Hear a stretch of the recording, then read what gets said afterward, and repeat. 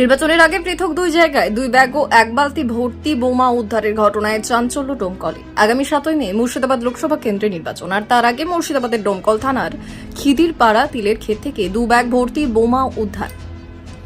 পাশাপাশি রায়পুর শ্মশান সংলগ্ন এলাকা থেকে 1 বালতি ভর্তি বোমা উদ্ধার করে ডোমকল থানার পুলিশ। গোপন সূত্রে খবর পেয়ে ওই এলাকায় তল্লাশি চালিয়ে বোমা উদ্ধার করে পুলিশ বলে জানা যায়। কোনো রকমের অপ্রীতিকর ঘটনা এড়াতে ঘটনাস্থলে পাহারা দিয়ে রয়েছে পুলিশ। ইতিমধ্যে বোম স্কোয়াড কর্মীদের খবর দেওয়া হয়েছে বোমগুলি নিষ্ক্রিয় করার জন্য। এত পরিমাণে বোমা উদ্ধারের ঘটনায় আতঙ্কিত গ্রামবাসীরা। নির্বাচনের আগে কে বা কারা এত পরিমাণে বোমা মজুত করে রেখেছিল, ঘটনার তদন্ত শুরু করেছে ডোমকল থানার পুলিশ। এই তো সকালবেলায় আমাকে একজন ফোন করলো যে পাড়ার খবর শুনেছি। আমি বললাম না তো, কি হয়েছে? তো বললো বম পাওয়া গেছে। তো কোথায় রে?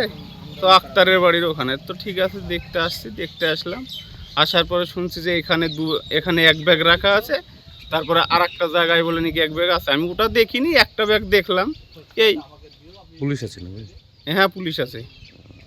কারা রেখেছে বলে মনে হচ্ছে? এটা তো এখন শাসক দল টিএমসি রে রেখে গেছে। ব্যুরো রিপোর্ট, উত্তরের প্রহরী।